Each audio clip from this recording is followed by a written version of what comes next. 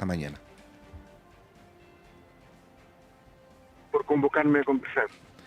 Sí, bueno, partir preguntando, porque ayer a propósito del conocimiento de las declaraciones del exdirector Muñoz y de su formalización, hay una dimensión jurídica, pero también hay una dimensión, no sé si llamarla cualitativa o institucional, que es la que te quiero traspasar como el inicio de esta entrevista, que es de cuán gravedad es lo hecho por Sergio Muñoz.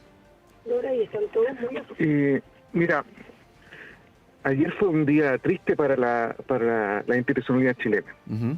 Creo que fue un golpe muy fuerte. El daño que produce esta situación realmente es muy extenso. Todavía no terminamos de saber cuánto, pero claramente es no solo es un misil en la línea de explotación de la Policía de Investigaciones, que había vivido un proceso de fortalecimiento bien significativo. Un proceso de profesionalización, de fortalecimiento institucional, que lo llevó a ser mucho más efectiva y que lo llevó a tener un nuevo reconocimiento público de alguna forma. Había una valoración ciudadana de la Policía de Investigaciones bien significativa respecto de otras épocas.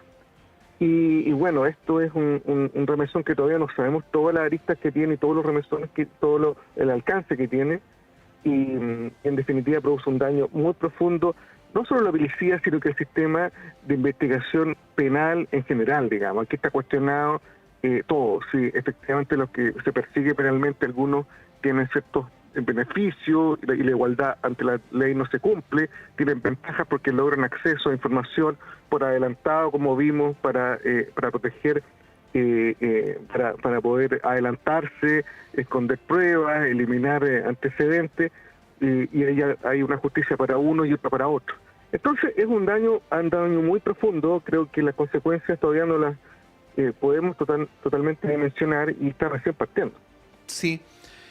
Hay una cosa que aparece aquí, Marcelo, que no sé muy bien cómo se resuelve institucionalmente, o que más que la solución institucional quizás te pedimos una reflexión, que es que en la declaración que hace Sergio Muñoz, y más allá que uno presume que toda declaración se hace para evitar mayores perjuicios propios, ¿no? Él señala que filtró, o sea, primero reconoce todo, ¿no? Reconoce todo lo que ha aparecido publicado, no reniega de nada, pero dice que filtró para proteger la institución del presidente de la República, en el entendido que Hermosilla se había identificado como su abogado y como su asesor. Y uno se pregunta, más allá de que son cargos nombrados por el presidente de la República, ¿con qué grado de independencia actúan con posterioridad? Si es que un individuo siente que debe ser leal con su jefe o con quien lo nombró. Hay una cuestión ahí que es delicada, más aún cuando eventualmente los gobiernos de turno pueden ser objeto de investigaciones judiciales. ¿Qué decir a ese respecto? Bueno, esa frase de que quería proteger la institución de la presidencia de la República, creo que habla de un sistema de valores completamente trastocado. O sea, no funciona de esa forma. Uno protege las instituciones ocultando los maladeres de quienes las dirigen. Es más bien todo lo contrario. Eso tiene que quedar, uno protege las instituciones de las personas que les tienen a cargo cuando hace falta. Como está pasando ahora, digamos, con este propio exdirector general de la Policía de Investigaciones. Creo que esa no es una forma de proteger la democracia, más bien una forma de dañarle. Cuando se oculta accionar ilegal de alguien potenciales, digamos, de un jefe de Estado o de cualquier otra autoridad. Entonces, es exactamente al revés. Yo creo que en ese sentido, las declaraciones del abogado respecto de lo que señalaría el exdirector general de investigaciones es sencillamente mirar las cosas con los pies para arriba, digamos, completamente invertida como realmente debieran ser una forma de proteger la institucionalidad. Sí, yo no sé si estamos develándonos en nuestra ingenuidad colectiva, Marcelo, pero lo que uno se pregunta cuando en paralelo hay una gran reflexión y una gran inquietud respecto a cómo el crimen organizado y el narcotráfico podrían penetrar las instituciones es que si para un abogado, por muy poderoso que sea, resulta relativamente fácil corromper, porque eso es lo que ocurrió en la práctica, el director de la PDI, ¿Qué es lo que queda para otros que eventualmente pueden llegar con prebendas económicas, dinero y que pueden ser eventualmente jefes del crimen organizado y del narcotráfico?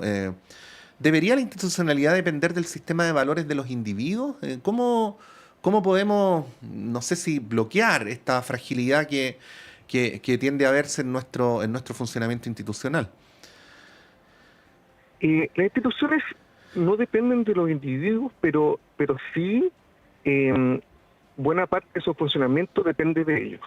Un mal nombramiento, una cabeza que no tenía un sistema de valores o una visión de sus responsabilidades públicas correctas, termina dañando toda la institución, como lo acabamos de ver. Hay una frase que ocupan mucho los gringos en materia de corrupción, que dicen que el pescado se pudre por la cabeza, digamos. Ujú. Cuando la cabeza empieza a pudrirse, el resto de la organización se corrompe.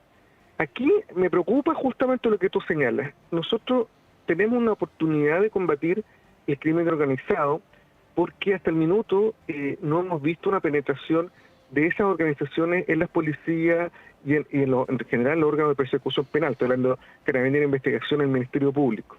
Si bien ha pasado muchas cosas con el crimen organizado hasta el minuto, y también con el narcotráfico lo vimos involucrado en algunos municipios, ha habido una interacción ahí con el Estado, sin embargo no ha pasado a través de las policías. No hay un tren de Aragua que esté un policía vinculado con el tren de Aragua, hasta el minuto, digamos, un carabinero o un fiscal que esté coludido. Y eso de alguna forma nos hace vislumbrar un combate posible contra el crimen organizado. Si esa línea se cruza, creo que estamos en el peor de los mundos y de alguna forma en un camino sin retorno, digamos. Creo que efectivamente hay que proteger esos ámbitos, ahora que vimos, como tú señalas, esa colusión, esa facilidad de permear. Creo que es un buen momento para revisar en general estas interacciones y protegernos de eso, porque sencillamente cuando se cruza esa frontera, creo que es muy difícil retornar. Sí, pero quedémonos en esa frase, Marcelo, de que el pescado se pudre por la cabeza, ¿no?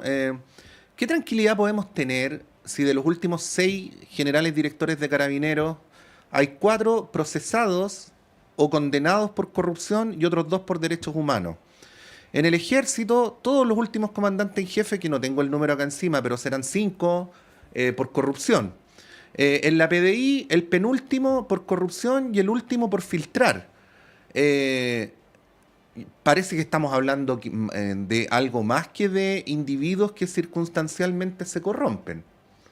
Bueno, es que estos ámbitos Ujú. particulares, ¿Sí? todo lo que tú nombraste, la policía y las Fuerzas Armadas gozan de un nivel de opacidad o de secreto mayor que el resto de la institucionalidad chilena, lo que permite ser caldo de cultivo para hechos de corrupción.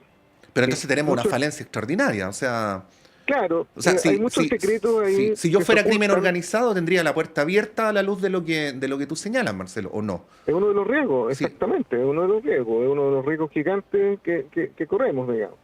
Eh, este tipo de corrupción no se da en otros ámbitos del Estado. Por ejemplo, si tú ves lo de el fraude en Carabineros, eran miles de policías que no existieron, digamos, cientos de carabineros que no existieron y que eran fantasmas, digamos, y se organizó un mecanismo de extracción de recursos a través de esa falsedad.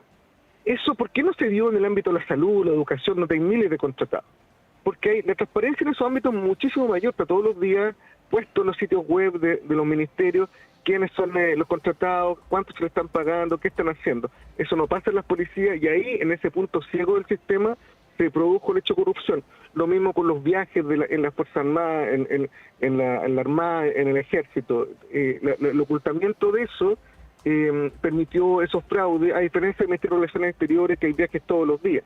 Entonces, mira, a mí lo único que me... Hay dos cosas que a mí me dan un poco de optimismo, digamos, de lo que vimos de la Policía de Investigaciones. Uno, que el ex director general aparentemente todo el tiempo actuó solo, entonces no ha involucrado otros funcionarios, no hay una red de corrupción al interior de la institución proveyendo información de esta forma, digamos, por lo menos lo que se sabe hasta hoy día. Y dos, el Ministerio Público no dudó ni un minuto en allanar su casa, en allanar la oficina de la policía, en pedir la formalización y en pedir su prisión preventiva. Eso en otros países no pasa. Un fiscal no se atrevería a hacer algo así con un jefe policial, por sufrir, porque tendría miedo a represalias de él, de su familia, a amenazas personales, a acoso. Eso pasaría en muchos países vecinos e incluso en países desarrollados. Ujú. Entonces, en ese sentido, creo que también hay un lado de la institución chilena que sigue funcionando y funcionando bien. Y de alguna forma nos da aviso de que esto puede detenerse, digamos, que si se toman las medidas podemos contener la corrupción y podemos evitar que se cruce esa línea roja sin retorno, en la cual muchos países se han visto y han estado décadas tratando de salir de una espiral negativa. Sí, estamos conversando a esta hora con Marcelo Drago, expresidente del Consejo para la Transparencia.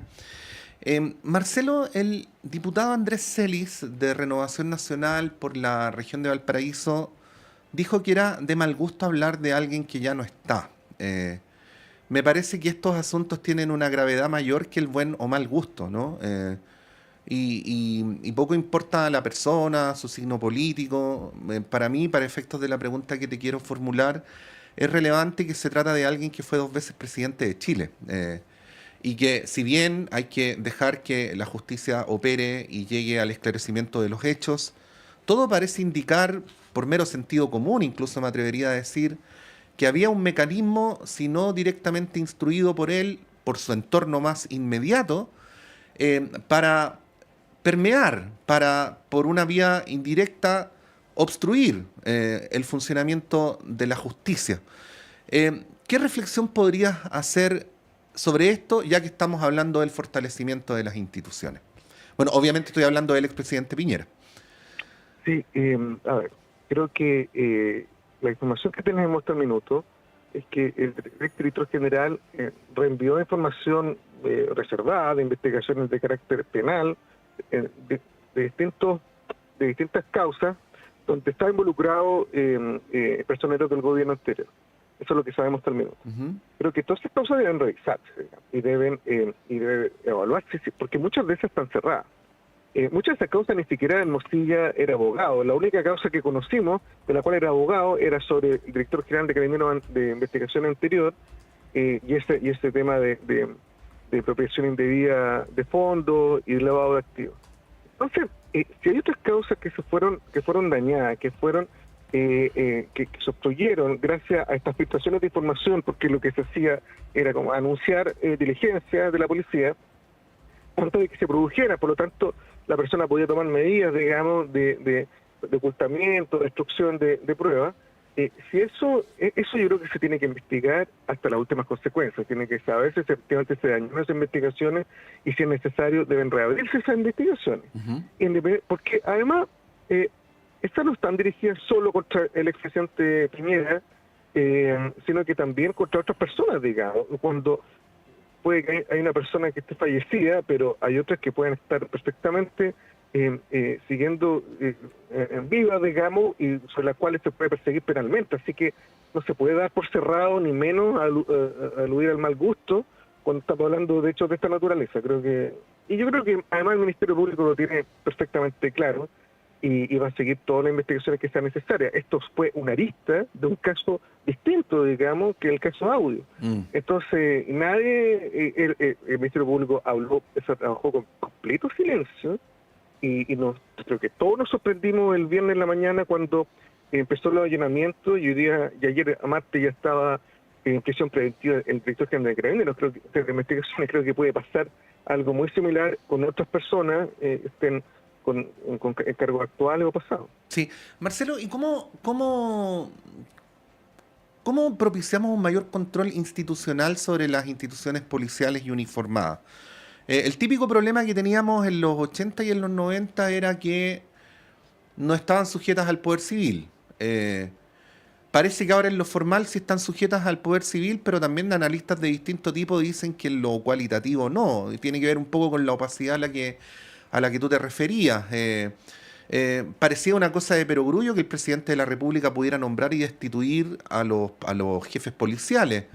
pero si eventualmente el presidente o la presidenta de la República están investigados judicialmente, ¿qué nivel de independencia tienen ellos entonces para ejecutar las instrucciones que les entrega la Fiscalía o el Poder Judicial? Bueno, en resumen, porque entiendo que para dar paso en esa dirección tendríamos que hablar de más de alguna cosa, ¿no? Si dependiera de ti, Marcelo, ¿qué transformaciones institucionales habría que hacer para fortalecer, ¿no?, un mayor control institucional sobre las policías por un lado y sobre las Fuerzas Armadas en el otro? Aprovecho de preguntar. Mira, yo creo que las policías lo que requieren es un órgano de control externo, Ajá. realmente activo, digamos, civil externo y permanente. Creo que la Contraloría no es suficiente y creo que tiene que haber una suerte de consejo, no asesor, sino de control, sobre que vaya determinando temas contables, temas administrativos, que vaya revisando y a su vez también temas operativos, para evitar, por ejemplo, las situaciones de violación de derechos humanos que vimos después del estallido social. Entonces, creo que la fórmula es sacar el control puramente interno.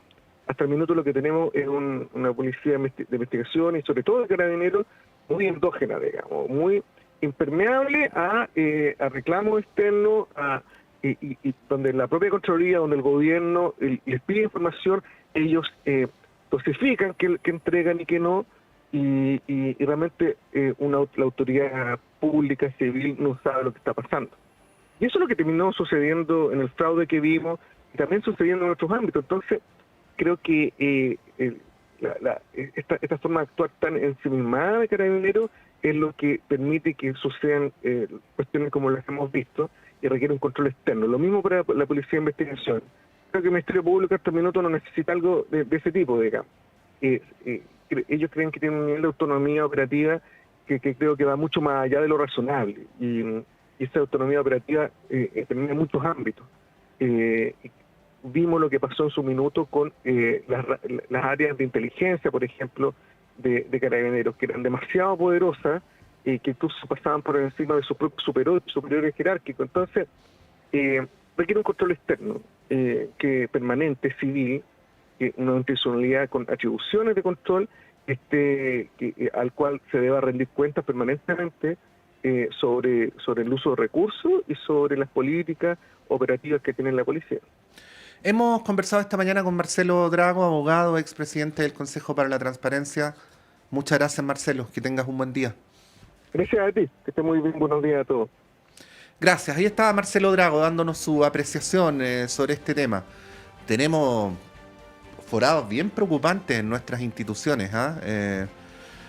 Este es un asunto que, tanto por sí mismo que por los forados que nos muestra, parece apuntar en la necesidad de hacer cambios bien importantes. Pero bueno, nuestro sistema político tampoco está pasando por un muy buen momento. Es lo que vamos a conversar a la vuelta. Son las 8:28 en este día miércoles en Radio Análisis.